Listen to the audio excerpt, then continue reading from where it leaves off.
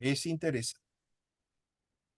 Buenas noches, hermano. Es interesante que en medio de la oración, antes de entrar a la clase, el Señor siempre nos muestra sus propósitos con cada uno de nosotros. Todos nosotros estamos en un camino en que tenemos que aprender a confiar en el Señor. Y no solo se confía cuando tienes, por decir así, el toro mirándolo para poder torearlo. Uno confía en el Señor desde que se levanta en el día y tienes el aire para respirar hasta que duermes, pones la cabeza en la almohada y blup, te desconectas por completo y comienza a funcionar tu espíritu que va esperando ser ministrado también internamente, porque ahí no sé si les ha tocado a ustedes, no es soñar, sino que tener la tranquilidad y la confianza que tu vida está en manos del Señor para regalarte otro día más y trabajar. En medio de todo esto y el por qué esta explicación es porque es como nosotros reaccionamos a las presiones.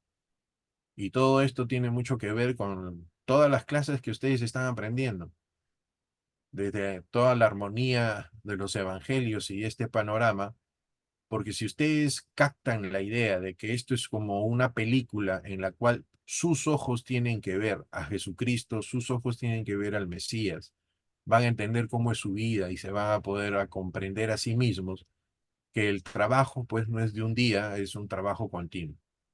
El día sábado no, jueves fui a hacerme un chequeo y que pide la empresa y te hacen pasar por varios sitios y uno de ellos fue oftalmología y te ponen un cuadrito con un montón de puntos y tú ves un número al fondo, ¿no? Un montón de puntito, puntito y al fondo hay un número que tú debes visualizarlo porque tú tienes la forma interna de poder verlo. Si no lo puedes ver, quiere decir que tienes problemas en la vista. Normalmente todo ser humano lo puede ver. Y en este caso yo decía, wow, estamos en lo mismo con Panorama. Estamos mostrando todos los puntitos que existen, pero ustedes tienen que pedirle al Señor ver ese trasfondo, donde encontrar el hilo de la promesa de Dios y la persona de Dios, cómo se va juntando todo lo que Dios decía. Y nosotros vamos a entrar en esto, porque si ustedes han visto desde la creación, los primeros 5 libros, Torá, la muestra y el ejercicio, vamos a ponerlo así, en que Dios está recién empezando a enseñarle al hombre a tener una relación con él empieza no desde Abraham, mucho antes, y eso lo vamos a ir viendo cómo se va esbozando la solución de Dios para nosotros, aunque no es inmediata y lo hace específicamente en el largo tiempo que nosotros tenemos, pero porque la promesa de Dios no era solamente para aquellos que estaban en ese tiempo, sino para nosotros que ahora escuchamos y vamos a ver su palabra, y que de nosotros también otros oirán también la palabra de Dios.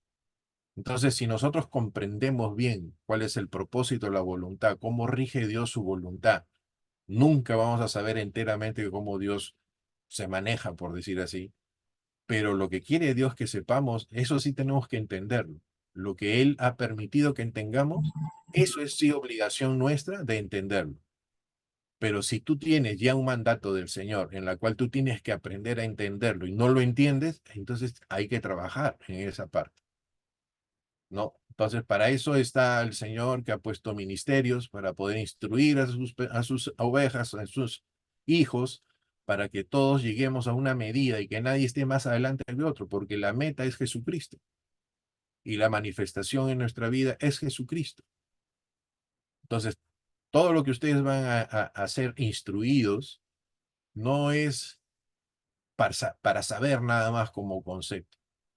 Traten de buscar, ahondar, encontrar ahí. Yo sé que apareciera muy poco tiempo, tienen bastante trabajo, lo local y las tareas que más le deja el otro profesor. Yo soy un poco más relajado, ¿no? Pero sí exijo más que él, ¿no? Porque eh, yo espero de que confío en el Señor que ustedes estén haciendo las cosas correctamente, de estar leyendo la palabra de Dios. Si no lo han hecho esto, yo sigo confiando en el Señor, que eso va a producirse. Porque no estoy buscando, igual que el Pastor Anderson, notas, estamos buscando un carácter, ¿no? Y que este instituto pueda servir para dar un carácter cristiano. No cualquier cristiano, ¿no? No cualquiera que se diga cristiano, sino un carácter, una honestidad, una dignidad que solo viene del Señor. ¿Ok? Perfecto. Me está saliendo un mensaje, pastor, no sé si usted lo ve, dice en inglés, un récord, como que Te están diciendo que se está siendo grabado. Dale a aceptar nada más. le doy OK nomás, ¿no? Ok, confía No en se borra. confía, amigo, confía. No, no tengo prueba de que tú sabes hablar inglés, así que no me digas que confíe. Empezamos, hermanos. Entonces, Very good. estamos en la clase número 4, como ha dicho el pastor. Estamos entrando a 4 personajes que nos van a indicar el propósito del Señor una vez de que Moisés parte antes de entrar a la tierra prometida. Tenemos los personajes que están titulados dentro del proceso del pueblo de Israel, que es la conquista y después los jueces, ¿no? Entonces vamos a ver a Josué, a jueces, Ruth y un solo libro de Primera de Samuel que está dentro de todo lo que es el tiempo de los reyes, cómo empieza el tiempo de los reyes. ¿Ok? El de los jueces y de la conquista, jueces es porque cuando, y lo voy a resumir rapiditamente, es porque cuando Josué deja de estar con su pueblo, queda pues como si fueran los ancianos del tiempo de Jesucristo, que era como el Sanedrín, no era el Sanedrín, pero era una agrupación, ¿no? De personas adultas que estaban conjuntamente con Josué gobernando a todo el pueblo. Entonces, al ya no estar Josué, se quedaron los jueces, ¿ok? Entonces, vamos viendo aquí la primera parte. Josué, ¿qué significa Josué? Nosotros lo leemos como Josué, pero suena en el hebreo como Yeshua, ¿ok? Y Yeshua suena mucho como, o es igual que lo que nosotros entendemos en el Nuevo Testamento como Jesús. ¿Sí está bien? Entonces, esto significa Jehová es salvación. El contexto general del libro de Josué, ¿ok? Es la fidelidad de Dios, cómo sigue desde el principio hasta cómo los acompaña hasta la posesión de la tierra prometida. Unos datos que pueden ser muy útiles es, contiene 24 capítulos y lo demás 685 versículos y 17.112 palabras que tienen que aprenderse en un día, por favor, ¿ya? Entonces, vamos con nuestro videíto.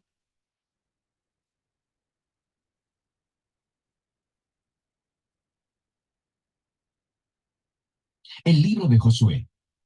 Retrocedamos un poco y recordemos la historia hasta ahora.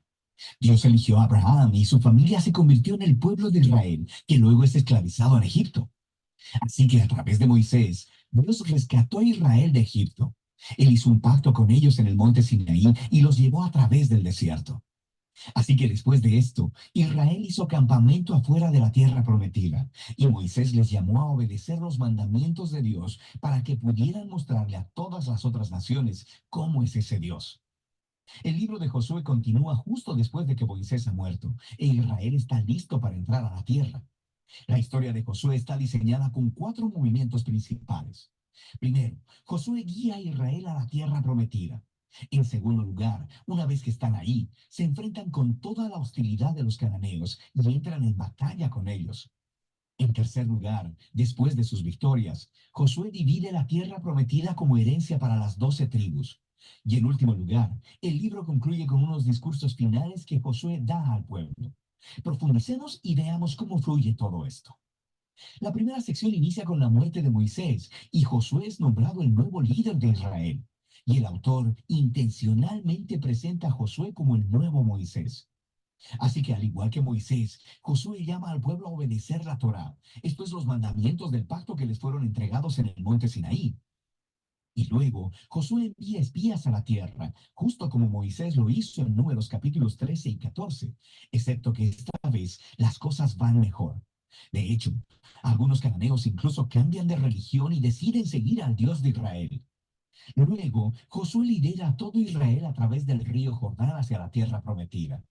Justo como el mar se abrió para Moisés en el Éxodo, aquí también se abre el río Jordán y los sacerdotes llevan el arca del pacto a través de él, guiando a todo Israel. Ahora, en el capítulo 5, la historia hace una transición. El pueblo mira hacia atrás y examina sus raíces como el pueblo del pacto de Dios. Así que la nueva generación es circuncidada y celebra su primera Pascua en la tierra. Luego, ellos se preparan para seguir hacia adelante. Y Josué tiene un extraño encuentro con un misterioso guerrero, quien resulta ser el ángel capitán del ejército de Dios. Y Josué le pregunta, ¿eres de los nuestros o de nuestros enemigos? Y el guerrero le responde, de ninguno de los dos. Lo que nos muestra que la verdadera pregunta es si Josué estaba del bando de Dios. Esto deja claro que esta historia no se trata de Israel contra los cananeos. Más bien, esta es la batalla de Dios contra los cananeos, en la cual Israel va a jugar el rol de espectador o en ocasiones de participantes en el plan de Dios, lo que nos lleva a la siguiente sección. Encontramos historias acerca de todos estos conflictos que Israel tuvo con diferentes grupos cananeos. Y la primera parte cuenta en detalle la historia de dos batallas. Y esto es seguido por una serie de historias cortas que condensan en breves resúmenes años de batallas. Entonces, las primeras dos batallas son contra Jericó y contra Ai, y estas ofrecen una imagen contrastando la fidelidad de Dios contra el fracaso de Israel. En Jericó, Israel debe tener un enfoque completamente pasivo. Así que permiten que la presencia de Dios en el arca los dirija alrededor de la ciudad durante 6 días. Y justo como Rahab se volvió al Dios de Israel, tal vez el pueblo de Jericó haría lo mismo, pero no lo hacen. Así que en el séptimo día, los sacerdotes tocan las trompetas y los muros caen, produciendo la victoria de Israel. El punto de la historia es que Dios es quien librará a su pueblo. Israel solo necesita confiar y esperar. Ahora, en la siguiente historia de la batalla en Ai, se señala el punto opuesto. Hay un israelita llamado Acán, y él roba de Jericó algunos de los objetos preciosos que solo le pertenecen a Dios, y también miente sobre ello. Esto es algo bastante absurdo después de lo que Dios acaba de hacer por Israel. Así que Israel empieza su batalla con la ciudad de Ai y son completamente derrotados. E Israel obtiene la victoria solo después de arrepentirse con humildad y de lidiar severamente con el pecado de Acán. De manera que estas dos historias son colocadas juntas para señalar un punto importante. Si Israel va a heredar la tierra, deben ser obedientes y confiar en los mandamientos de Dios. Ellos no recibirán un trato especial. La segunda parte de esta sección comienza con los Gabaonitas, un pueblo cananeo. Y ellos hacen justo lo que Rahab hizo, volverse al Dios de Israel y hacer paz con Israel. Esto contrasta con los otros reyes cananeos, quienes empiezan a hacer alianzas y coaliciones porque quieren destruir a Israel. Así que Israel lucha contra ellos y los vence aplastantemente. De manera que toda esta sección termina con una lista que resume todas las victorias de Moisés y de Josué. Ahora, detengámonos un momento, porque es probable que te molesten estas historias y la violencia que ellas contienen. Y si eres seguidor de Jesús, no podrás evitar preguntarte, ¿no dijo Jesús que amarás a tus enemigos? ¿Por qué aquí Dios está declarando la guerra? Primero, ¿por qué los cananeos? Las razones principales se nos dan con anterioridad en la historia bíblica, porque la cultura de los cananeos se había vuelto moralmente corrupta en extremo, especialmente con respecto al sexo. Mira Levítico capítulo 18. Además, también practicaban ampliamente el sacrificio de niños. Mira Deuteronomio capítulo 12. Dios no quería que estas prácticas influenciaran a Israel. Así que los cananeos debían ser destruidos, lo cual genera una segunda pregunta. ¿Ordenó Dios realmente la destrucción de todos los cananeos, algo así como un genocidio? A primera vista, esa es la impresión por las frases utilizadas en estas historias. Los destruyeron por completo, no dejaron sobrevivientes ni nada que respirar. Pero si das un segundo vistazo más de cerca, te darás cuenta de que estas frases son claramente una hipérbole y no literales. Así que regresa a los mandamientos originales sobre los cananeos en Deuteronomio 7. Primero se le dice a Israel que expulsen a los cananeos y luego que los destruyan totalmente. Y estas instrucciones están seguidas de mandamientos sobre no casarse ni hacer negocios con ellos. No puedes casarte con alguien que has destruido. Así que ya entiendes el punto. La misma idea aplica a las historias en Josué. Míralas de cerca. Por ejemplo, se nos dice en Josué capítulo 10 que Israel no dejó ningún sobreviviente en las ciudades de Hebrón o de Bir. Pero luego, en el capítulo 15, vemos que estas ciudades todavía están pobladas de cananeos. Así que lo que vemos es que la narrativa de Josué cuadra bien con otros registros antiguos de batallas al utilizar lenguaje hiperbólico y no literal como parte de su estilo narrativo. De manera que la palabra genocidio no encaja con lo que vemos aquí, especialmente a la luz de las historias de los cananeos que sí aceptaron al Dios de Israel, como Rahab o los Gabaonitas. Dios estaba abierto a aquellos que se volvieran a él. Una última cosa que debemos considerar es que estas historias marcan un momento único en la historia de Israel. Estas batallas estaban limitadas a un puñado de pueblos viviendo en la tierra de Canaán. Con todas las demás naciones, Israel estaba llamado por Dios a buscar la paz. Mira Deuteronomio capítulo 20. Así que el propósito de estas historias de batalla nunca es decirle al lector que vaya a ejercer violencia en el nombre de Dios. Más bien, estas historias muestran a Dios llevando su justicia sobre la maldad humana en un momento especial de la historia y de cómo Él libró a Israel de ser aniquilado por los cananeos. Ahora, regresemos al diseño del libro.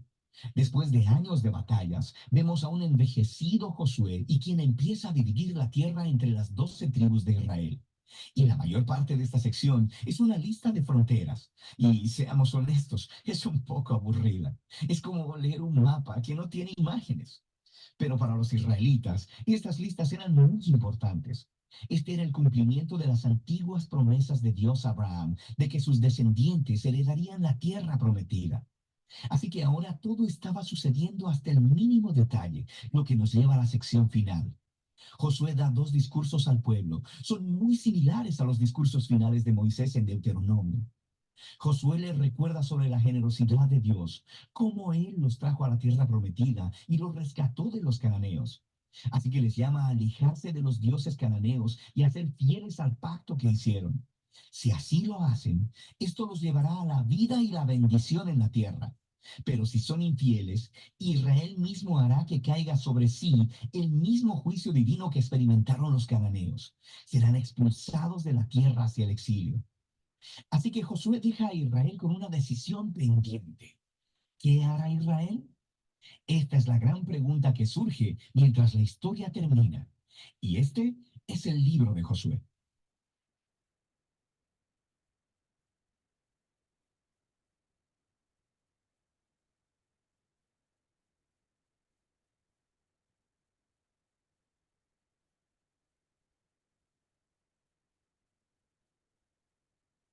Ok,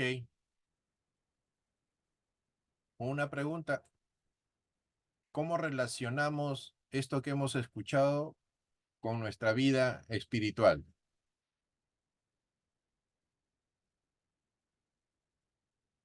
Una de las cosas creo que es importante recordar de que Dios siempre cumple sus palabras, ¿no? Y Él lo que se ha propuesto lo va a hacer a pesar de muchas veces de nuestra infidelidad. Él siempre nos da oportunidad para poder arrepentirnos y volver a Él. En el caso del pueblo, ¿no? Amén. ¿Algo más? Y en este libro se refleja la fidelidad de Dios con Israel, ¿no? Cuando los israelitas eran obedientes, eran bendecidos, y cuando ellos se alejaban, ¿no? Y solo se olvidaban de Dios, eh, venía venía la ira contra ellos. ¿Se han percatado o han escuchado en algún momento ahí cuando dice que la historia no es en realidad el pueblo de Israel, sino es Dios haciendo su voluntad? Y dentro de lo que nosotros vivimos cristianamente, a veces creemos que Dios está a disposición de nuestra vida para que nos sirva. Y en realidad es que nosotros debemos comprender que todo lo que nos ocurre es el propósito de Dios para que nosotros tengamos la humildad y el servicio hacia Él. O sea, nosotros no somos los protagonistas de nuestra vida cristiana. Es la vida de Cristo en nuestro corazón. Pero a veces no lo tomamos así porque, bueno, no nos han enseñado, pues, ¿no? No ha habido la oportunidad de poner las cosas claras, ¿no? En la cual dicen, no, pero ¿cómo es lo que dice el hermano? Si yo soy el que tengo que trabajar, yo soy el que tengo que esforzarme, yo soy el que tengo, yo soy, se dan cuenta que en ese yo soy está que todavía vivimos nosotros por nuestras fuerzas, por lo que hacemos y no por lo que Dios hace en nosotros.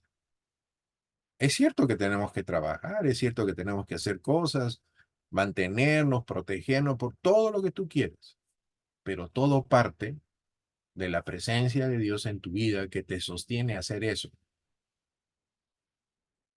Eso de las luchas y las posesiones de tierras y las posesiones de la promesa de Dios sobre una tierra prometida, nosotros lo tenemos en la parte espiritual. Y algunas veces no solo espiritual, porque tienes que tomar posesión de algo material, pero considerando que tiene una relación espiritual en tu vida.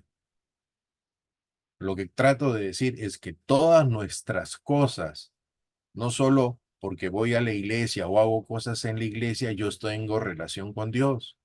No, recuerda de que tú eres un todo. La iglesia es parte de tu vida, pero tú tienes un todo. Las amistades, la familia, las relaciones que tienes, lo que cargas de tu inicio, de tu niñez, todas esas cosas que al final llegas tú a los pies de Cristo y le dices, papá, perdóname, y comienzas a seguir viviendo ya de otra forma hacia la venida de nuestro Señor Jesucristo, es la misma historia que el pueblo de Israel tiene en la posesión de la tierra prometida. Tú lo ves como imagen, pero eso está ahora dentro de nosotros, la lucha. Las debilidades que tenemos son las guerras que debemos tener para que la posesión sea espiritual y no la carnal. Las dificultades que tenemos de falta de comprensión, de eso hay, no solo es por no tener la oportunidad de comprender, sino a veces es porque el orgullo del pecado tapa nuestra forma de entender las cosas. Entonces aprendamos que ya pasó el poder de Dios a través de todas esas manifestaciones espectaculares y todavía el pueblo lo que demuestra es una total, vamos a poner así, orgullo, total desazón de que lo que viven es tan pobre que haciendo esclavos mejor era Israel. Esa situación alucinógena, no veían que estaban caminando con Dios, sino veían que no tenían las cosas que ellos deseaban. Y esa clase de gente murió en el desierto. ¿Me entienden? Y la nueva generación tuvo que tomar un pacto de reafirmación de lo que había sido con Moisés para poder pasar a tomar posesión de lo que es la promesa. Y nosotros tenemos esa promesa en nuestro corazón. Pero hay muchas veces no nos han enseñado cómo es el asunto. Nos explican o nos enseñan para que puedas ver las imágenes o entender cómo ha sido el proceso en la palabra, pero el cómo lo vives tú. Entonces, hay muchos de nosotros que entendemos el cómo de acuerdo a lo que nos acomodamos por nuestra vida, pero el cómo es uno solo. No es cómo tú lo puedes, cómo tú sigues la vida cristiana hacia el Señor, sino que debes entender que esas luchas las tenemos todos igual, que los motivos pueden ser diferentes, que tú puedes tener más debilidad en una cosa y el otro en otra, pero las cosas son igual. Luchar, ¿para quién? Para tomar la posesión de lo que Dios nos ha dado. O sea, que sí hay que hacer una lucha, y esa lucha es lo que dice Gálatas, someter por el Espíritu a la carne. Entonces ya estamos caminando en la promesa del Señor. Josué es muy importante en el sentido de cómo tú quieras verlo, como un libro histórico nada más, como una circunstancia que te va a enseñar todo lo que pasó, o que quieras ver realmente la bendita mano de Dios, cómo hace Él la protección en medio de muchas dificultades que ellos tuvieron y que espero que en el tiempo prudencial puedan ustedes ver y leer con calma.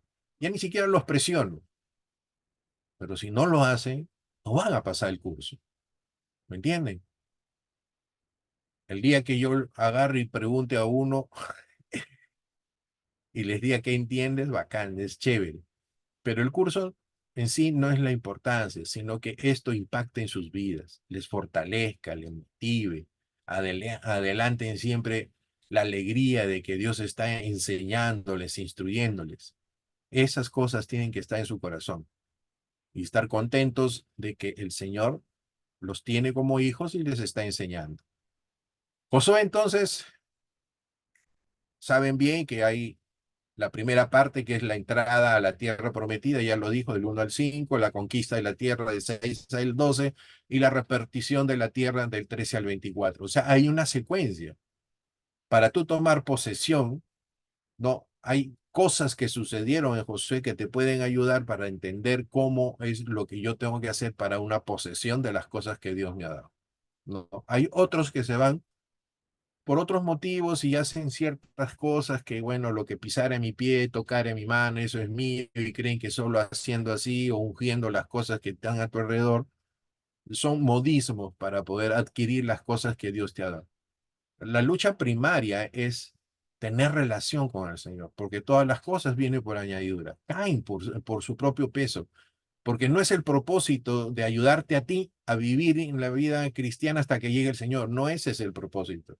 El propósito es marcarnos a todos con la imagen de nuestro Señor Jesucristo, porque ya estamos rociados de su sangre bendita, y esa sangre es lo que tiene que calar en nosotros y formarnos un Cristo chiquito que somos nosotros, por eso nos llamamos cristianos, seguidores del Cristo mayor, que es Jesucristo nuestro Señor. Entonces, cuando nosotros digamos somos cristianos, es que somos seguidores ¿de qué? De Cristo. Y si somos seguidores de Cristo, entonces mostramos la forma de Cristo. ¿Qué dijo Jesucristo de sí mismo en su relación con su Padre? Que Él era la imagen del Dios invisible. Y nosotros nos pudiéramos atrever a decir que nosotros somos la imagen de aquel que predicamos y evangelizamos. Ahora, si la imagen solo está en la boca y en las palabras que salen, estamos fritos. Se supone que la imagen es el todo en nuestro ser, de lo más profundo de nuestro corazón hasta lo que sale de nuestra boca. ¿Ok? Sigamos. Ahí está el mapa, ahí lo vieron en blanco y negro, este es más bonito, me he demorado un montón en dibujarlo, pero ahí está, ¿ya? Pero atrás de sus Biblias, en las mejores Biblias antiguas, están los dibujitos bien bacán, así que ahí pueden dedicarse un tiempo en mirar la posesión de las 12 tribus de Israel. Voy a avanzar y entramos a Jueces. ¿Qué cosa era Jueces? Vamos a dejar que el video nos ilustre, pongan atención, traten de sacar conclusiones espirituales de esto, ¿no? Que les ayude, como a mí, a poder acordarme, confirmar, vislumbrar, tener fortaleza en la esperanza, muchas cosas. Dios utiliza estas pequeñas cosas para abrirte más la emoción de buscarlo a Él. Así que espero que así también esté sucediendo con ustedes. Vamos al libro de Jueces.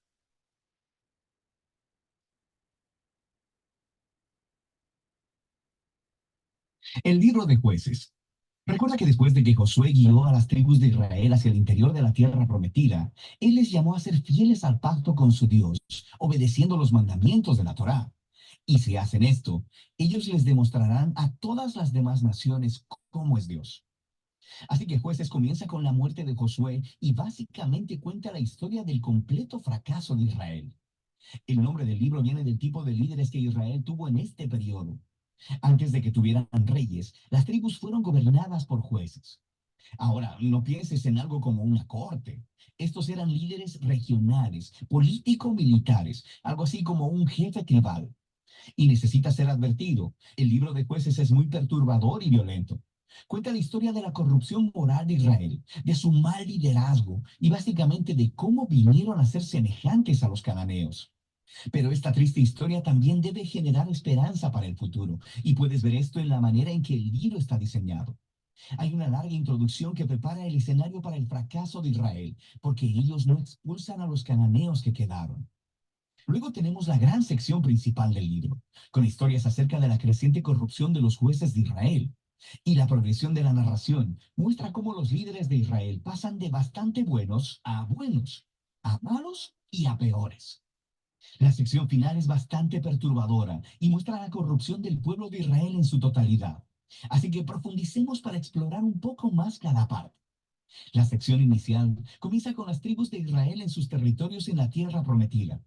Y aunque Josué derrotó algunas de las ciudades cananeas claves, todavía había mucha tierra que conquistar y muchos cananeos viviendo en esas áreas.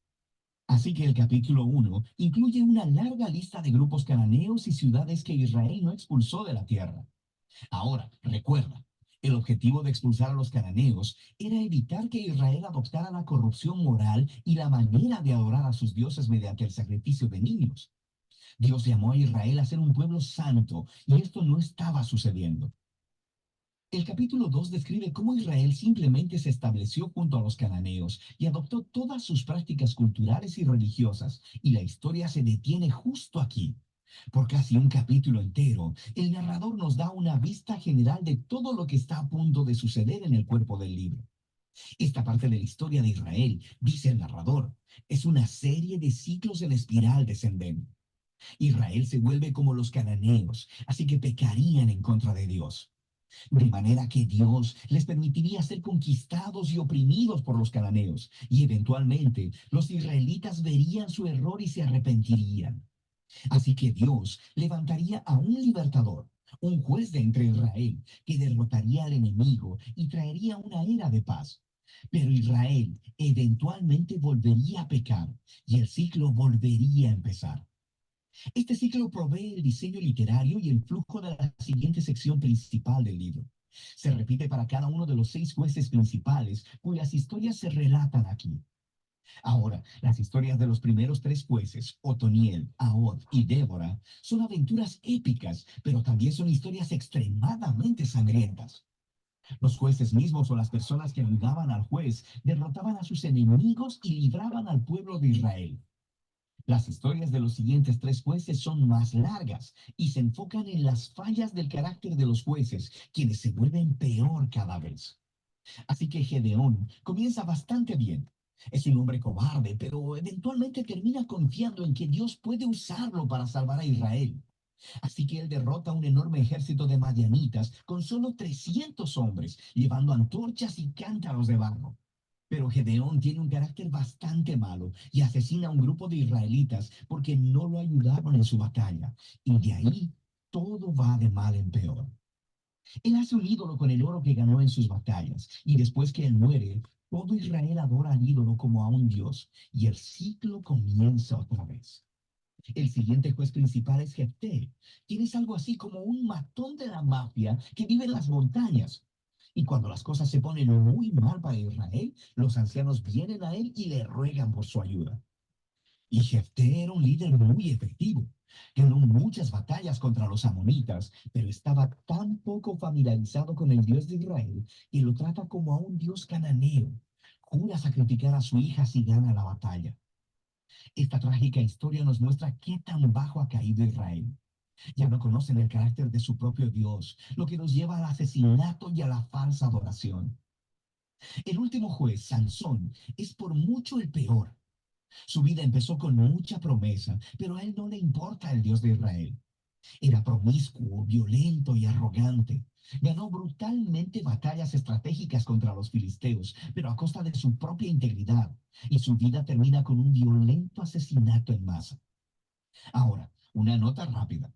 Notarás un tema repetido en la sección principal del libro. En momentos claves, el Espíritu de Dios empoderará a cada uno de estos jueces para lograr grandes actos de liberación.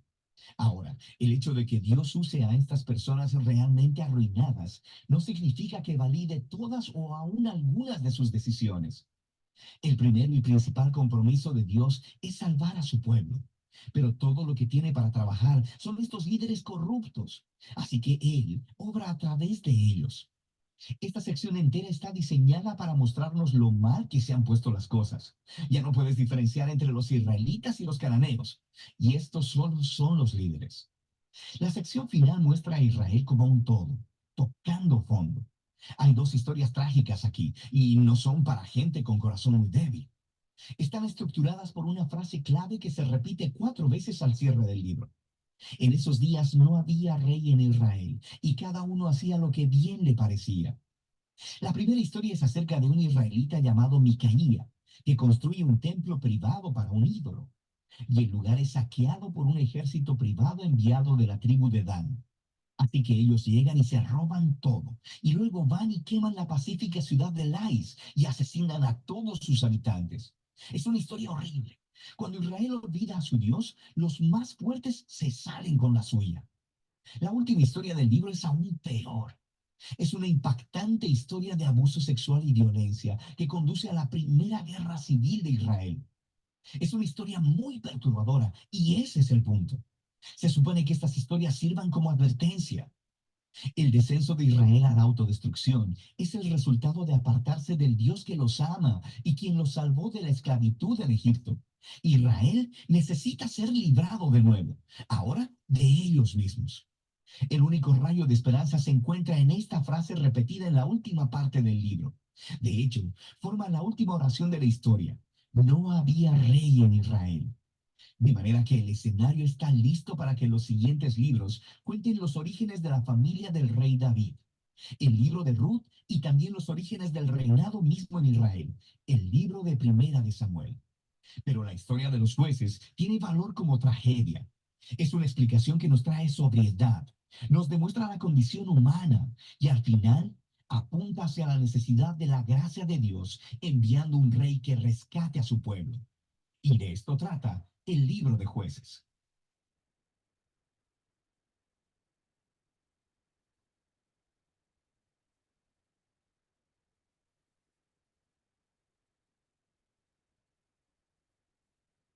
A ver, hay varios puntitos ahí interesantes, ¿no? Ustedes han visto al principio que la idea es que nuestro testimonio muestre nuestro creer. Qué importante es lo que nosotros nos comportamos para mostrar lo que deseamos decir, que Jesús es nuestro Señor.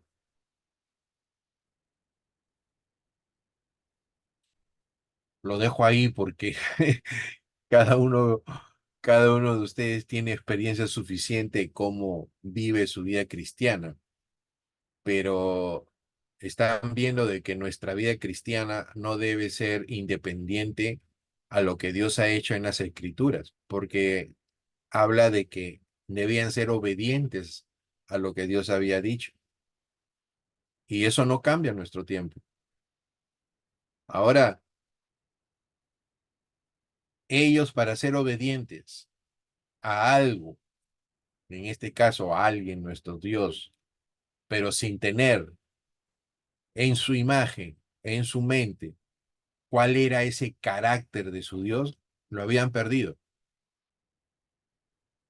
Y es lo que a veces nosotros, por no instruirnos de la manera adecuada en las cosas del Señor, de la cual demanda de nosotros quizás pérdidas, dejar a un lado para que Dios se posesione en su voluntad en nosotros, a veces no sabemos qué cosa seguir de Dios.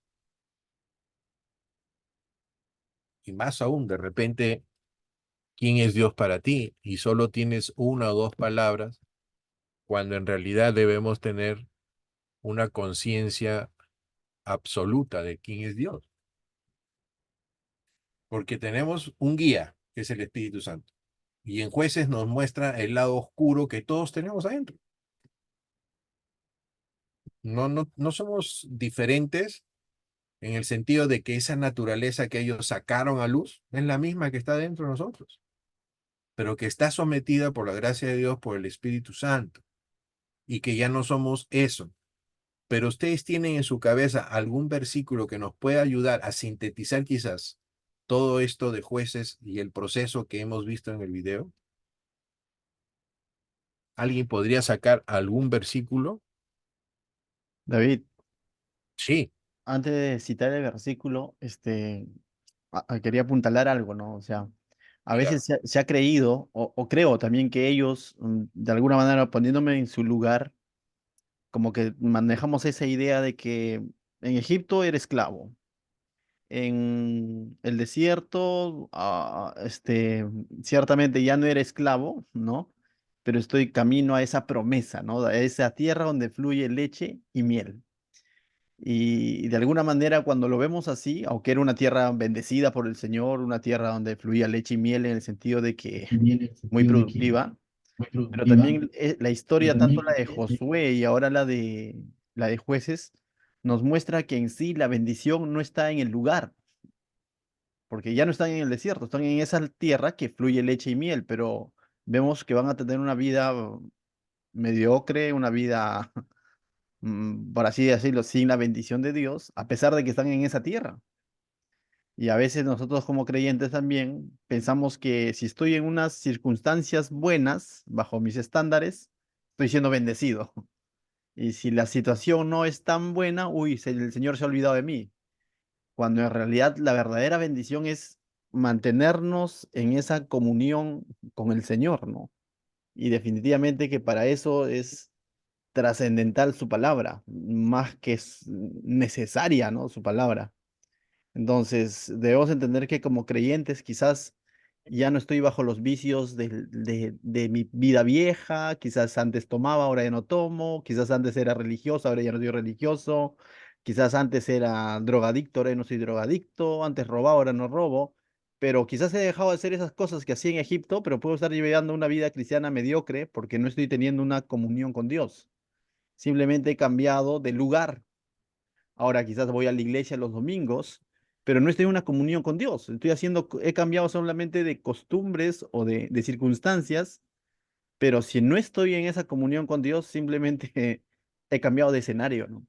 En el caso de ellos, casi lo mismo ocurrió, ¿no? Están en ese lugar donde Dios prometió llevarlos, pero están sin el Dios que les dijo constantemente en el libro de Levítico, de Deuteronomio, que no se aparten de la palabra, que no lo de, que por nada se aparten. Y esto fue anticipado por el Señor en diversas ocasiones. Ahora, en el Nuevo Testamento Jesús es igual, ¿no? Hoy en día, el que menos por emoción, por no sé, o a veces de corazón en el momento quizás, hacemos la oración de fe diciendo entrego mi vida a Cristo, te recibo en mi corazón, pero pasan unos meses o unos años y nos vemos que estamos viviendo una vida con distintas costumbres, pero mediocres, no entablando una comunión con Dios. Y Jesús ahí fue puntual cuando dijo, ¿no? El que me ama, o sea, el que me ama, guarda mis mandamientos. Es similar a lo que el Señor les dijo.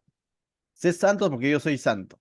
Y, y que guarden su palabra. A Josué se lo dijo, a Moisés se lo dijo, que guarden su palabra, porque esa palabra nos va a mantener en esa constante de comunión con Dios. Ahora, si yo digo que guardo su palabra de una manera literal o académica, también estoy perdido.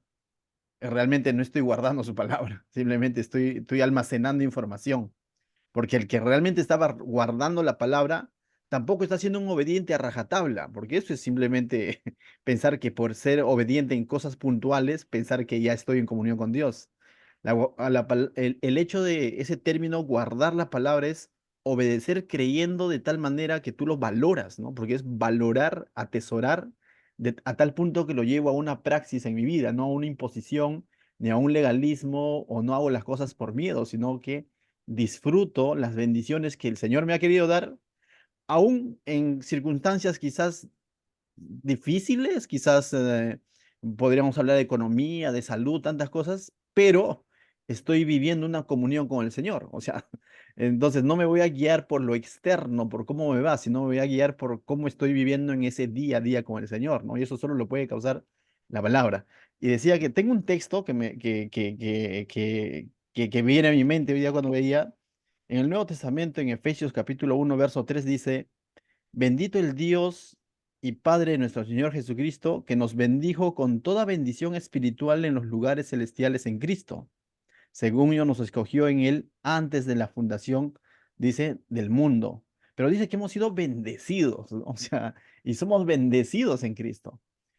Y este pueblo podríamos decir que eran bendecidos, pero esa bendición se había convertido en distracción, ¿no? Entonces, hoy en día podemos decir, soy salvo, pero estoy llevando un cristianismo muchas veces que deja mucho que desear, ¿no? Entonces, y no estoy viviendo esa bendición del Señor en el día a día, ¿no? O sea, aún haya cambiado, vuelvo a repetir, mi escenario, quizás ya no son las cantinas, pero ahora lo he cambiado por religiosidad y eso debemos tener bastante cuidado, ¿no? Entonces, eso quería apuntalar un poco, David.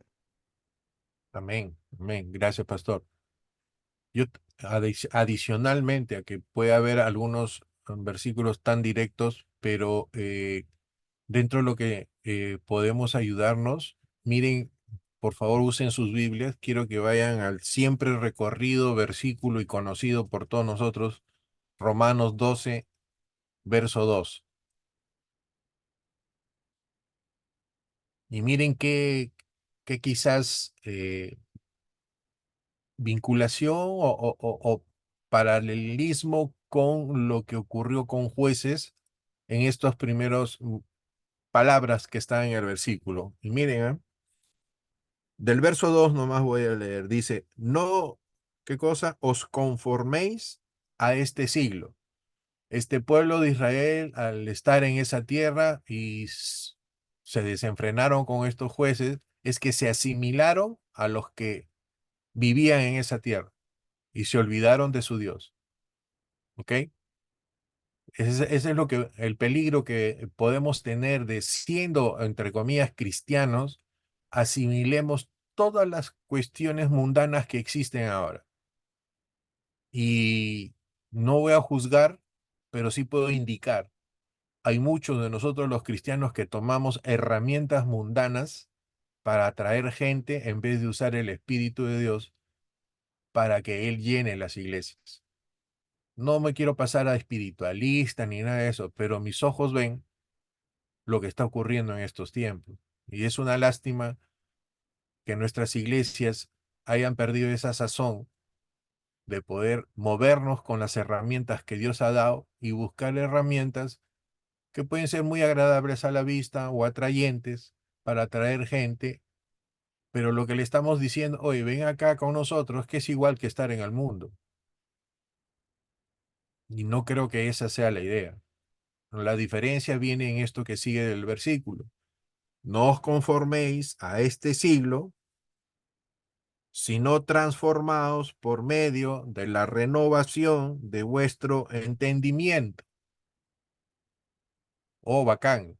Bueno sería que quede ahí en que tú comiences a razonar de alguna manera con los principios mundanos, pero no te está diciendo eso, sino que te está diciendo que el cambio y la transformación de lo que éramos antes, cómo pensábamos o cómo razonábamos, tiene que ser liberado o limpiado a través de qué, para que comprobéis cuál sea la buena voluntad de Dios y agradable.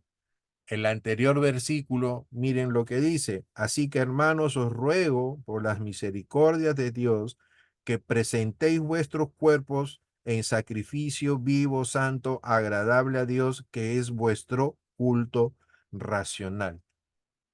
¿Cómo va a venir esa transformación? Tú y yo sabemos que no es solo quedarte quieto y que pase el tiempo en la vida cristiana, asumiendo todas las características de un cristiano que ya las ha mencionado el pastor Anderson. Estar en una iglesia, ponerse un día, una esto, hacer las obras y todo. Esas cosas son muy buenas. Trabajan en tu parte interna, pero eso no es el propósito. El propósito está en tu transformación y que de esa transformación hagas lo mismo que estás haciendo.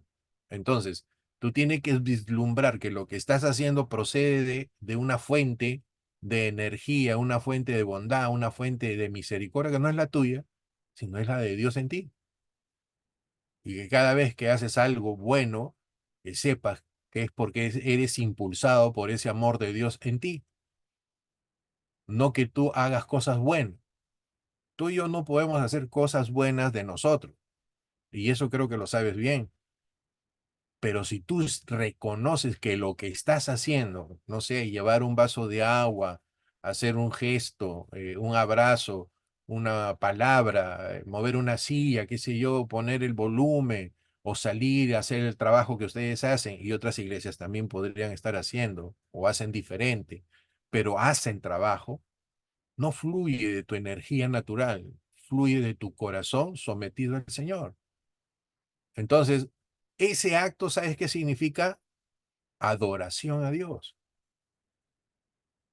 Ese acto significa la humildad que tienes de estar sometido a tu Padre y que lo que estás haciendo es como Jesucristo hizo esa obra de venir acá a la tierra, y esos actos que nacen de ti, estás mostrando que testimonio de que tú eres uno de aquel que tú dices ser, y no porque tienes de repente formalismos, ¿no? De que estás en una iglesia y dices que es ser cristiano. Acá la responsabilidad es individual, no es el grupo o la denominación. Acá la responsabilidad es única entre tú y Dios. Y lo que tú regales de esa relación en el sentido de dar tu fruto, es tu responsabilidad, que está en Efesios. Que unidos por ese amor que Dios nos ha dado, nosotros unidos nos podamos edificar mutuamente, pero con un solo propósito, de llegar a la meta, a la medida y estatura de nuestro Señor Jesucristo. Y lo que vemos acá en Jueces es la naturaleza en la que no debemos caer, es la naturaleza en la que debemos cuidarnos. No te confíes. No vivas como cuando te vas en carro, ¿no? Y haces los primeros cambios para que el carro agarre velocidad y estabilidad, y estás en tercera, en cuarta, tranquilo manejando con el timón, porque la vida cristiana no es así. La vida cristiana se maneja normalmente entre primera y segunda, porque estás que cambias para arrancar, estás que cambias para tener fuerza para seguir adelante.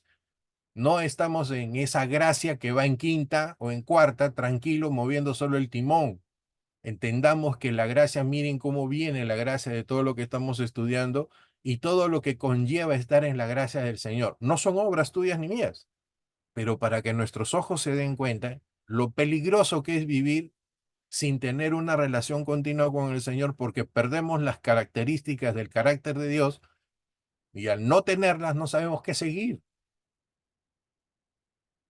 El pastor ha dicho, Dios es santo y hay que ser santos nosotros. Perfecto.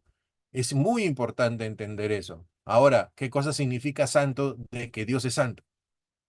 Y todos los libros que se están mostrando es cómo Él ha estado limpiando todo por esa santidad. ¿Para qué? Para que su pueblo sea el mismo de su naturaleza de Dios. Y es lo que Dios nos muestra a nosotros.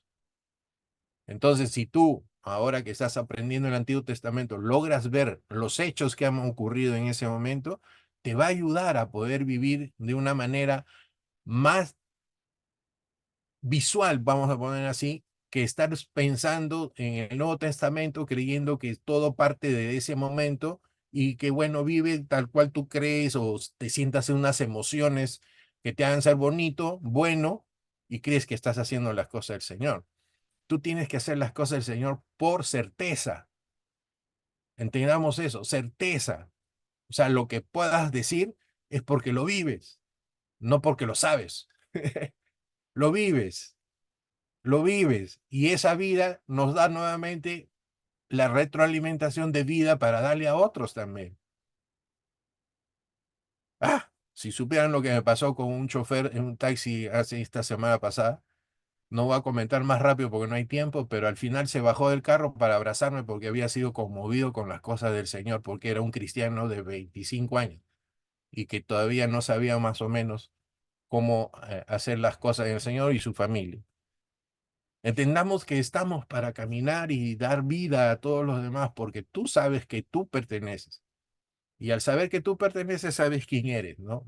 No que eres más que nadie, sino que eres un ente, una persona, ¿no? Que es usada por el Señor y que también está en trato igual que la otra persona. Y esto de Jueces nos enseña mucho a no resbalar por esos caminos. ¿Ok? Avancemos, ya me quedan dos.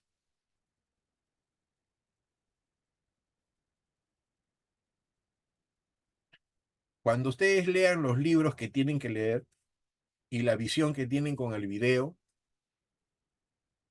ah, primero entiendan cómo ha sido escrito literalmente, ¿ok? Léanlo. Oye, mira, esto es lo que está diciendo. Cuando terminen de leer todo, en oración pídanle al Señor, ¿qué de esto está en tu corazón que necesitas fortalecer para no llegar a eso?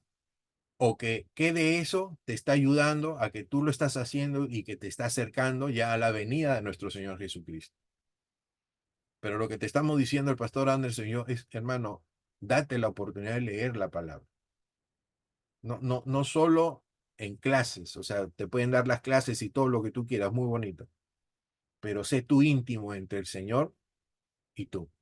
Puede ser audio, lo que tú quieras, ya hemos dicho, ya no me voy a regir a que tengas una Biblia así gordota como la mía, pero la idea es tener la palabra de Dios moviéndose en ti. Tiene que circular como si fuera la corriente. Tiene que circular. Y en algún momento en eso estás en oración sin necesidad de tener un tiempo de oración y ¡pum! Se te están prendiendo cosas. Agarra un papel y apunta porque te olvidas. Así estés trabajando, apunta ahí hasta para que después puedas meditar. ¿Y eso qué cosa quiere decir? Lo que dice Josué, le dijo a José, no se aparte de ti ni de día ni de noche la palabra de Dios. Esfuérzate y sé valiente para eso, porque eso cuesta, ¿no es cierto? Cuando uno está cansado, está trapo, ¿no? Y se olvidó de leer la palabra, relájate ahí antes de tirarse a la cama, lee tranquilo, vas a ver cómo el Señor nos ministra. Ruth, ah, aquí vamos a ver cosas hermosas en este libro, léanlo, pero miren lo encriptado de la voluntad de Dios para que no se pierda la promesa que viene desde atrás. A ver si me logran entender. Hay una promesa de Dios, ¿no es cierto? Que Dios la está ejecutando en el ser humano, no la está ejecutando en los aires. ¿Estamos? Lo está ejecutando en el ser humano. Y hay momentos que el ser humano está tan mal delante de la presencia de Dios que Dios tiene que hacer cosas para que pueda retomar su promesa a través de ponerla en personas que van llevando la promesa final que es Jesucristo nuestro Señor. ¿Ok? Entonces, miren ustedes cómo se maneja la voluntad de Dios. Qué hermoso es cómo Dios hace cosas que pueden ser sencillas o familiares, pero cómo Dios nos utiliza, y a veces no nos damos cuenta, en gestos que sirven para que se cumpla la palabra de Dios. Y algo muy importante que dijo el pastor, Dios no es improvisado, ¿ok? Dios tiene antes de ejecutar cosas lo que ha prometido, para que sepas que es Dios y se cumple. Dios no actúa porque sucedió un hecho ahorita y dice, uy, ¿cómo va a accionar Dios? Es nuestro deber tú y yo encontrar de dónde ya Él lo había dicho y lo está ejecutando. Él es así. Él trabaja sobre profecías, Él trabaja sobre dichos ya estados para que cuando llegue el momento tú sepas que Él es Dios y Él lo dijo antes. Y que ahora que lo estás viendo, se está cumpliendo. Entramos entonces a Ruth.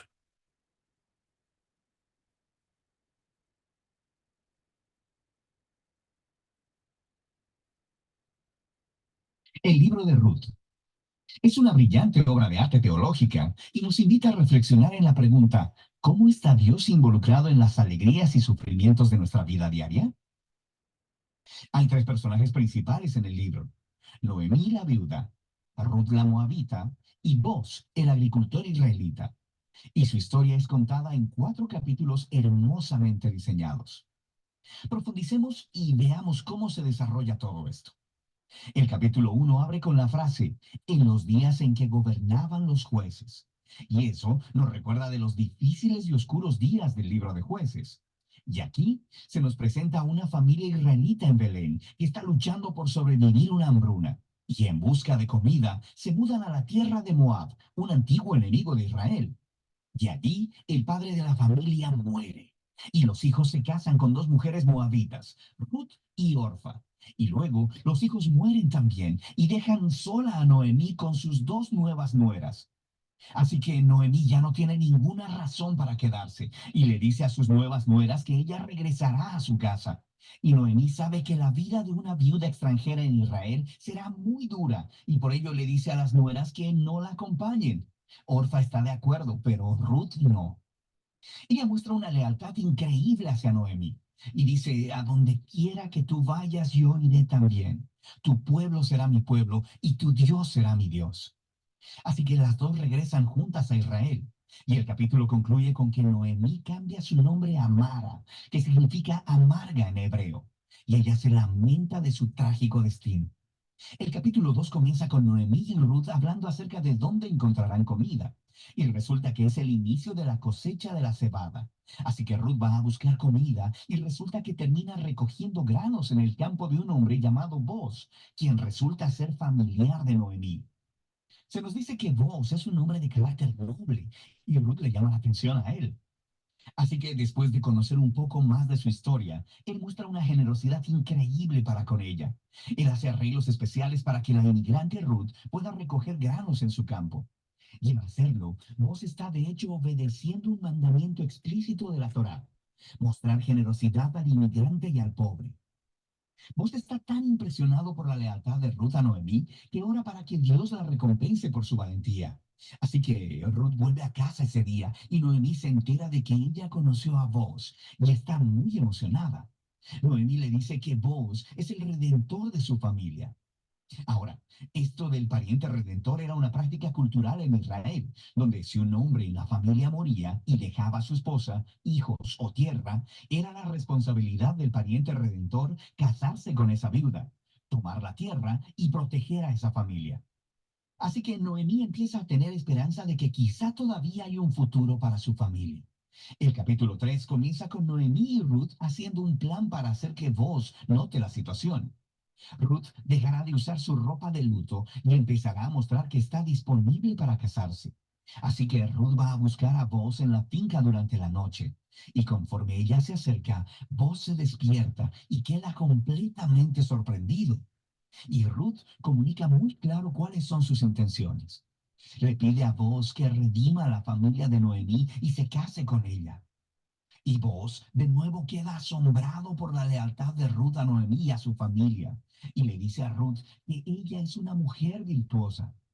Es el mismo término que se utiliza para describir a la mujer en Proverbios 31. Así que Boaz le dice a Ruth que espere hasta el día siguiente y él redimirá tanto a Ruth como a Noemí legalmente delante de los ancianos de la ciudad. Así que el capítulo termina con Ruth regresando a Noemí y ellas se maravillan juntas por todo lo que está sucediendo. En el capítulo 4 todo se resuelve. Resulta que en el último minuto, Boaz descubre que hay un pariente que es más cercano a Noemí que él. Y este hombre es elegible antes que él para redimir a la familia. Pero en el último segundo, este pariente se entera de que se tiene que casar con Ruth, la moabita. Así que se rehúsa. Pero Boaz, recuerda, él conoce el verdadero carácter de Ruth. Así que adquiere la propiedad familiar de Noemí y se casa con Ruth. De manera que, justo como en el principio, Ruth fue leal a la familia de Noemí, ahora Boaz es también leal a la familia de Noemí. La historia concluye con un revés de todas las tragedias del capítulo 1. La muerte del esposo y los hijos es revertida, ya que Ruth se casa de nuevo y da a luz un hijo, trayendo gozo a Noemí. Y esta simetría entre el inicio y el final es todavía más asombrosa. Recuerda, la tragedia inicial fue seguida por un gran acto de lealtad por parte de Ruth. Y eso ahora coincide con el acto de lealtad de Boaz que lleva a la restauración de la familia. Y esta simetría resalta también el diseño de los capítulos internos. Cada uno de los capítulos inicia con Noemí y Ruth haciendo planes para el futuro. Y eso es seguido por una reunión providencial entre Ruth y Boaz. Y cada capítulo concluye con Noemí y Ruth regocijándose por lo que ha sucedido. La historia está diseñada de manera hermosa y este diseño se conecta con una característica muy interesante de la historia y es lo poco que se menciona a Dios. Sí, los personajes hablan acerca de Dios algunas veces, pero el narrador jamás menciona a Dios haciendo algo directamente en la historia. Y eso es brillante, porque la providencia de Dios está obrando detrás de cada escena en esta historia, tejiendo las circunstancias y las decisiones de cada personaje. En el caso de Noemí, su tragedia la lleva a pensar que Dios la está castigando. Pero en realidad, la historia entera se trata de la misión de Dios para restaurarla a ella y a su familia. Y Él lo está haciendo a través de Ruth, a través de su valentía y su lealtad, lo que trae sanidad a la vida de Noemí. Pero no sin Boaz, un agricultor que no se anda con rodeos, lleno de generosidad y lealtad. Así que Dios usa la integridad de Boaz combinada con la valentía de Ruth para salvar a Noemí y a su familia. Y esta historia explora de manera brillante la interacción de los propósitos y la voluntad de Dios con las decisiones y la voluntad humana. Dios entreteje la obediencia fiel de su pueblo para traer al mundo sus propósitos redentores. Eso nos lleva al verdadero final de la historia. El libro de Ruth concluye con una genealogía, mostrando cómo el hijo de Booz y Ruth, Obed, fue el abuelo del rey David, quienes forman parte del linaje del Mesías. Y así, de repente, todos estos eventos, aparentemente mundanos y ordinarios, se entretejen en la gran historia de la redención de Dios para todo el mundo. Así que el libro de Ruth nos invita a considerar cómo Dios puede estar obrando en los detalles ordinarios y mundanos de nuestras vidas también. Y de eso se trata el libro de Ruth.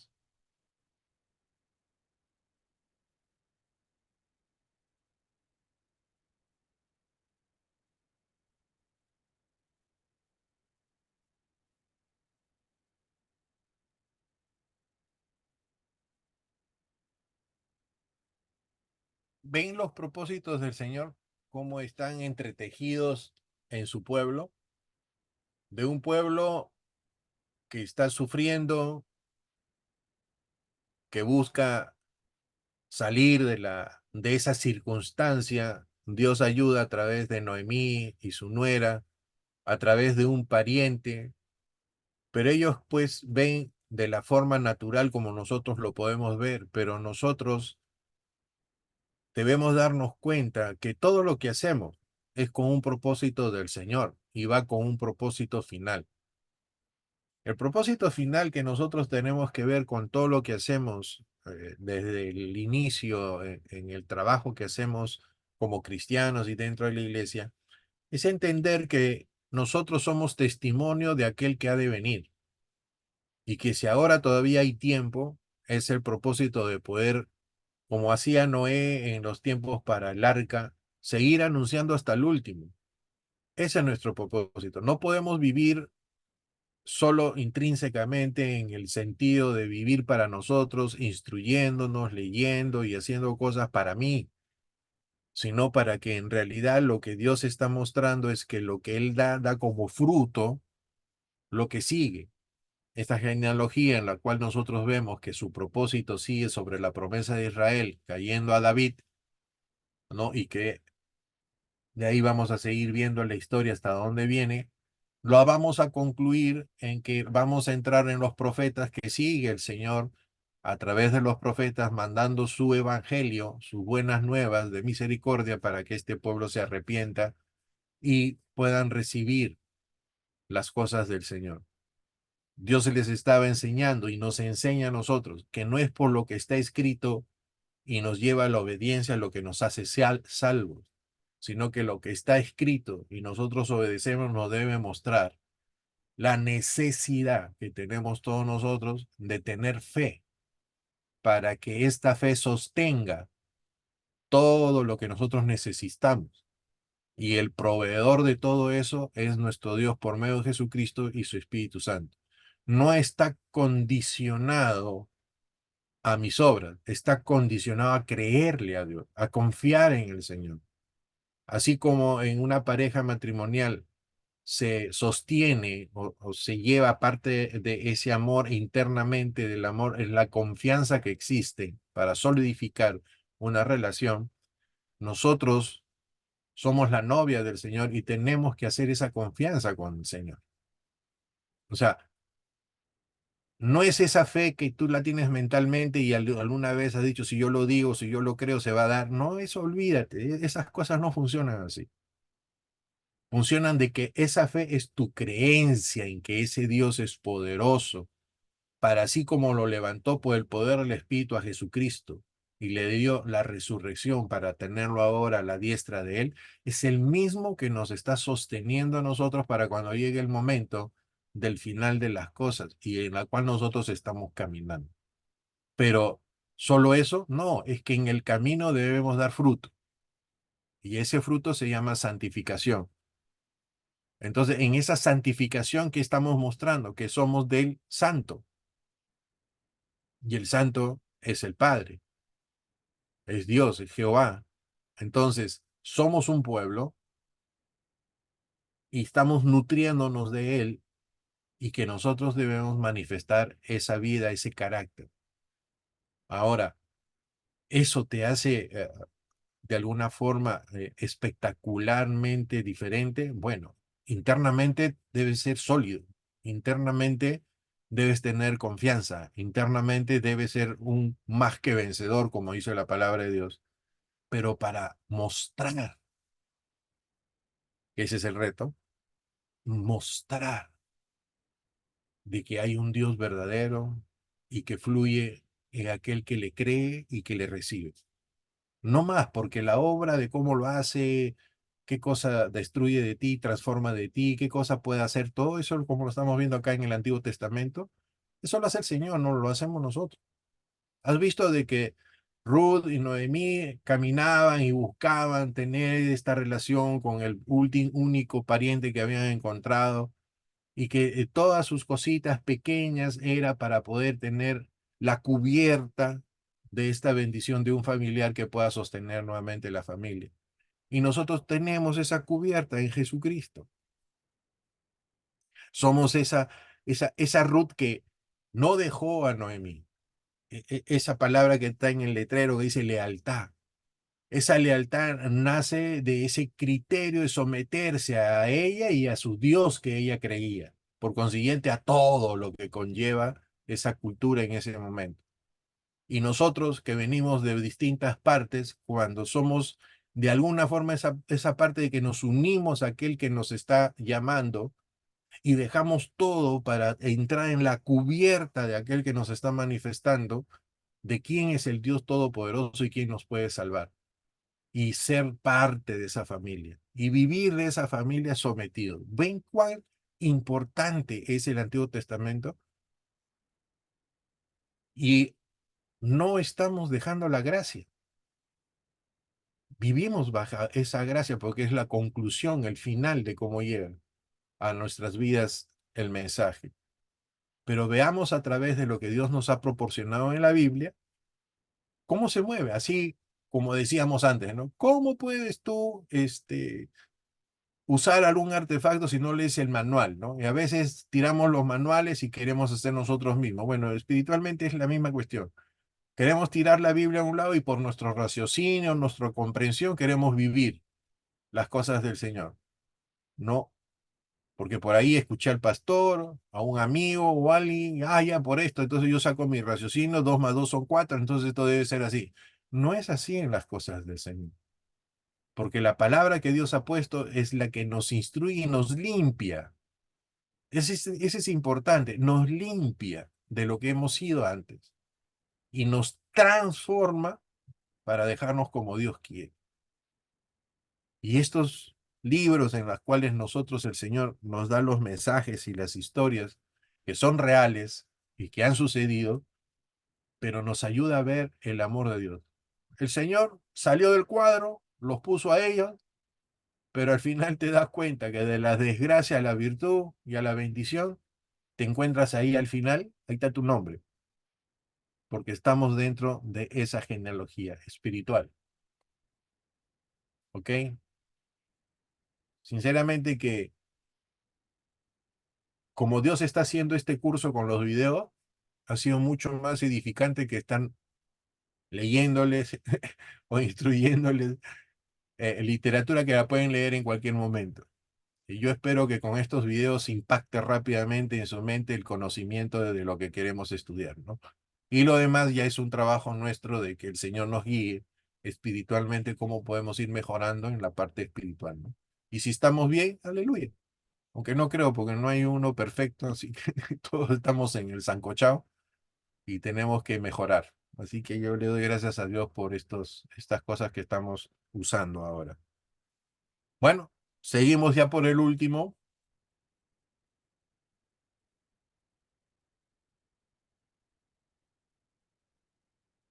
No dejen de leer lo que está ahí escrito porque apuntala el video. No solo vayan a hacer que, ya escuché el video, ya sé más o menos cómo es el libro. No, esa es una cosa ilustrativa y que te motiva, pero lean lo que está ahí porque van a entender lo que es la estructura del libro y lo que ya con más calma en algún momento, me imagino, en la vida, podrán leerlo con calma y entenderán mucho mejor, ¿no? Pero ahora ya al menos se está aclarando un poco cuando hablamos de el libro que estamos leyendo. Ya estamos, al menos, ya sabemos Torá, en el sentido de los libros, sus condiciones, ¿ok? Ya sabemos a los patriarcas cómo se movían, ¿no? Y ahora estamos entrando a esta evolución del pueblo de Israel por sus pecados, por lo que han sufrido y cómo va esto avanzando y la promesa de Dios cómo va saliendo en medio de todas estas circunstancias. Llegamos a 1 de Samuel. Su nombre significa nombre de Dios, ¿ok? Esto es el principio de lo que vendría a ser ahora los reyes, ¿no? Y parte de lo que tenemos que entender es que cuando el pueblo de Israel se quiere asemejar a las cosas del mundo, porque sus alrededores tenían reyes, ellos quisieron salir de lo teocrático, de haber tenido un Dios que los guiaba desde el principio saliendo de Egipto, quisieron tener unos reyes para tener también la apariencia de que eran una nación que estaban igual y a la par que los otros. Y lo único que estaban queriendo internamente era zafarse de la voluntad de Dios. Bueno, la historia va a mostrar que estos reyes, no todos, muy poquitos, fueron realmente dentro de la voluntad del Señor. El Señor lo único que hizo fue, ¿te quieres portar así? Toma. ¿Ya? No era la voluntad de Dios, pero ya que hiciste, toma. ¿Entiendes? Porque Dios es Dios, o sea, a Dios no le podemos poner debajo de una acción del hombre. Dios siempre está encima, por consiguiente, cuando tú te quieres revelar de Dios, Él te lo permite, pero no quiere decir que Dios quiera que eso sea, de que no entiendas esas cosas, sino que Dios sigue siendo Dios, así tú quieras hacer lo malo, sigue siendo Dios. Eso no lo quita. ¿Me entiendes? Por eso a veces los judíos en algunas enseñanzas han dicho que Dios manda lo bueno y lo malo, dicen. Pero nosotros hemos leído en el Nuevo Testamento que Dios no tienta a nadie. Por consiguiente, hay que saber entender lo que Dios quiere mostrarnos. Él es el supremo y bajo de él es todo lo que funciona. Lo bueno y lo malo funciona. Pero no manda lo malo. ¿Está bien? ¿Ok? No es el deseo de eso. Entonces, veamos esta parte para ir concluyendo. Los libros de Primera y Segunda de Samuel. En nuestras Biblias modernas, estos son dos libros separados, pero esa división es simplemente por la longitud del rollo. Originalmente fue escrito como una sola historia coherente. En este video hablaremos solo sobre Primera de Samuel. Después de que Israel fue rescatado de la esclavitud en Egipto, ellos hicieron un pacto con Dios en el monte Sinaí y eventualmente llegaron a la tierra prometida. Y ahí se suponía que Israel fuera fiel a Dios y obedeciera los mandamientos del pacto. Antes del libro de Samuel, el libro de Jueces mostró cómo Israel falló completamente en cumplir esa tarea. Fue un tiempo de caos moral y mostró la necesidad que tenía Israel de líderes sabios y fieles. El libro de Samuel provee una respuesta a esa necesidad. La historia del libro de Samuel se enfoca en tres personajes principales. El profeta Samuel, de donde el libro toma su nombre. Luego tenemos al rey Saúl y después de él al rey David. Los tres hicieron que Israel pasara de ser un grupo de tribus gobernado por jueces a un reino unificado gobernado por el rey David en Jerusalén.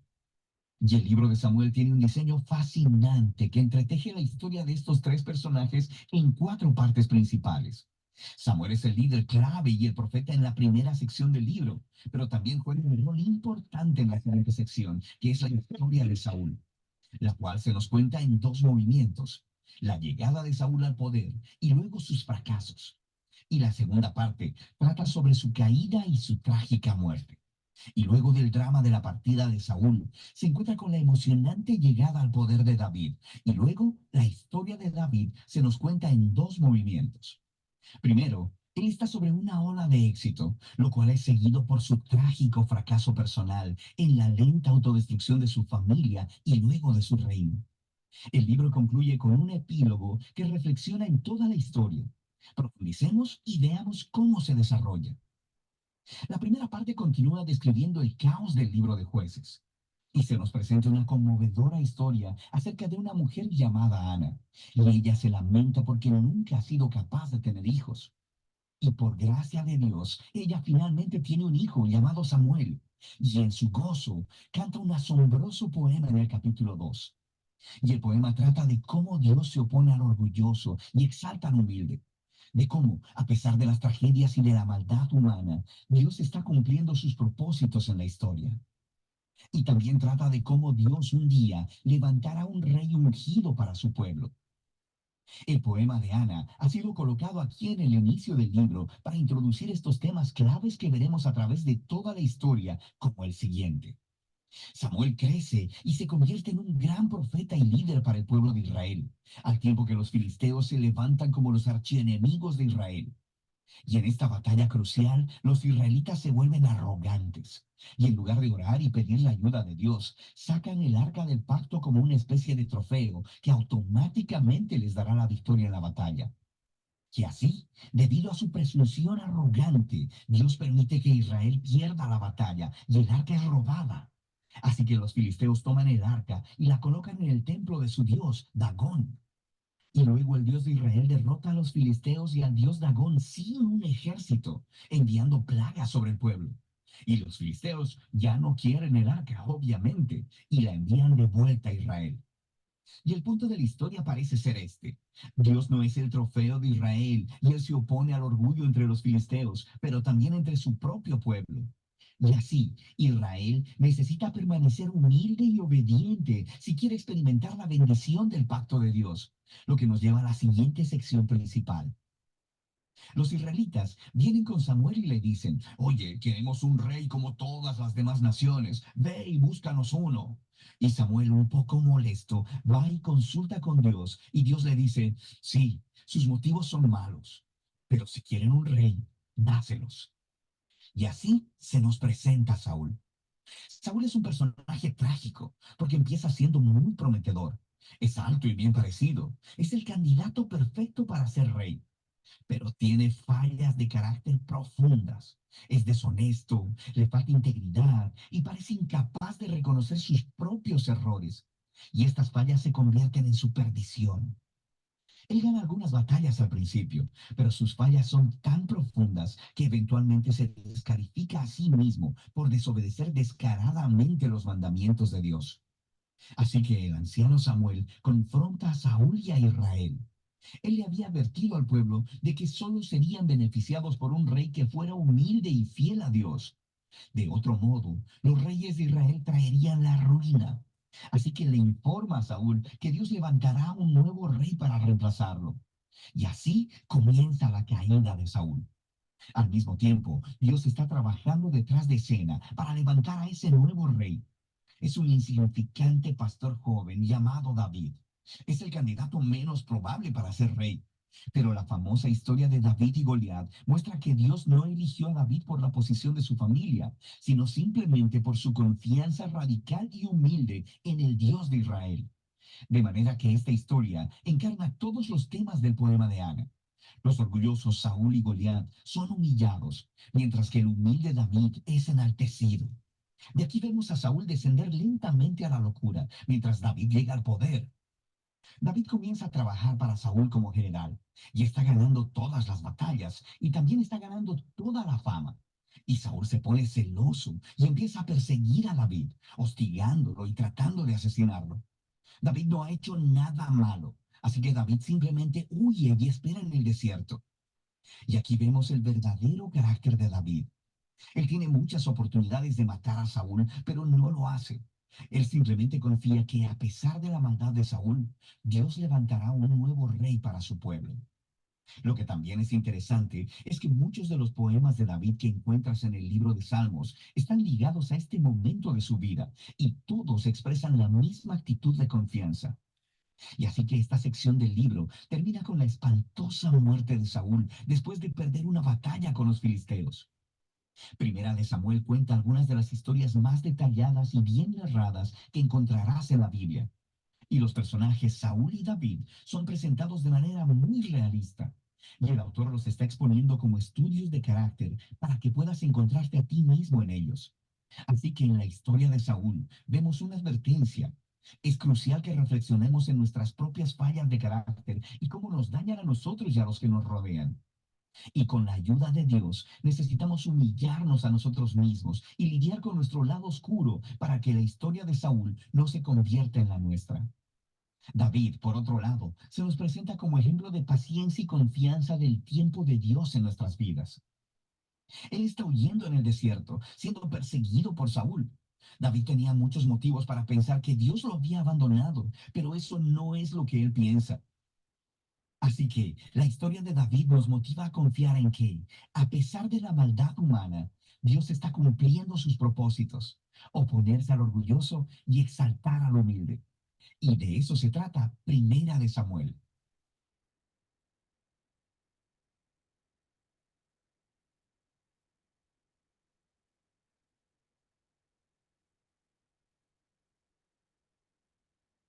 Bueno, hermanos, estamos viendo que a través de todas estas historias, el carácter formativo de Dios, que es lo que quiere hacer en el Nuevo Testamento a través del Espíritu Santo, nos está dando a ver los ejemplos para que algo de esto nosotros tengamos la visión o el manual de cómo actúa el Señor, qué es lo que Dios no quiere. No solo el decálogo de Éxodo 20, en la cual no harás esto, no harás el otro, amarás a Dios sobre todas las cosas y todo. No solo esa parte en que a veces la leemos solo de memoria, sino que a través de todos estos libros estamos viendo el trato de Dios para formar en nosotros, dentro de nosotros, el carácter de lo que Dios quiere. En algunos momentos, algunos personajes estaban bajo la voluntad de Dios, pero eso no quería decir que eran escogidos por ser perfectos, entre comillas, o tener una característica virtuosa que Dios, este sí es mejor que el otro. Dios sabía bien que no había eso, solo Él conoce un personaje que lo tiene desde la eternidad y es su hijo. Pero que a través de estos personajes sí nos ayuda a nosotros, a su pueblo, a recordar como lo hacía antes que escribiera Moisés hacia el 1000 y pico antes de Cristo, las enseñanzas, las manifestaciones, el poder, la esencia de este Dios que ahora tú y yo creemos y que a veces por estar solo ligados al Nuevo Testamento con la palabra y estamos bajo la gracia y no bajo la ley, hemos dejado de instruirnos en quiénes somos, de dónde provenimos. Yo creo que con esto y poco a poco yendo, estudiando poco a poco, nos vamos a encontrar de que este manual lo que nos está indicando es lo que Gálatas dice, que la carne y el espíritu se contraponen para no hacer lo que uno quiere, sino qué cosa tiene que ser la voluntad de Dios. Que realmente estos libros nos ayuden a poder ver eh, como una película, si quieres ponerlo así, para que tú detalles y cales en tu corazón, delante ya de la presencia de Dios, el deseo de pedirle que podamos seguir siendo formados, transformados a la medida y estatura de nuestro Señor Jesucristo y que tenga compasión de nosotros. Ok, que Dios me lo bendiga. Estaremos para la próxima clase. Pastor Anderson, estamos a su disposición. Gracias, David. Gracias, David. Bien, hermanos, Bien, hermano. hemos podido ver entonces el día de hoy cuántos libros. 4, ¿no? ¿Sí, David? ¿Sí? ¿Sí? 4 libros. Bien. Estamos yendo a buen ritmo, creo. Bien, de todas maneras, el día de hoy ha habido ciertos inconvenientes para algunos porque no han podido ingresar, pero igual ha sido grabado por completo. Se le vamos a hacer llegar cada una de las explicaciones y también el Mm. PDF de la clase, ¿no? Entonces, para que no hagan ese salto en la historia, ¿no? La idea es de que continúen la hilación, ¿no? Como dice David, que continúen con el mismo hilo. Bien, vamos a orar para poder dar por terminado y luego podemos quedarnos un tiempo quizás conversando. Padre, te doy gracias, Señor, esta noche, porque ciertamente, Señor, tú nos muestras cómo es que en cada etapa, Señor, en cada situación, en el que tu pueblo atravesó, Señor, y en muchos de ellos, Señor, tuvieron responsabilidad, pero sobre todo en medio de todo eso vemos siempre tu fidelidad, Señor. Tú sigues sacando adelante tus planes, Señor, y podemos comprender cada vez más tu misericordia, Señor. Ciertamente comprendemos que tú eres un Dios justo, pero también vemos tu misericordia, Señor. Gracias te doy, Señor, porque podemos ver que de muchos de los personajes que hoy día se han hablado, Señor, de esa línea, Señor, viniste tú, Señor Jesucristo. Gracias te damos, Señor, porque eres tú el que orquestó todo esto, Señor. En el nombre de Jesús, eso trae esperanza, confianza en nosotros, Señor, de entender que hemos creído en un Dios vivo, en un Dios soberano, un Dios misericordioso, pero también un Dios justo. En el nombre de Jesús, Señor, bendice la vida de David y de cada hermano que ha estado presente el día de hoy, Señor. En el nombre de Jesús, amén. Amén.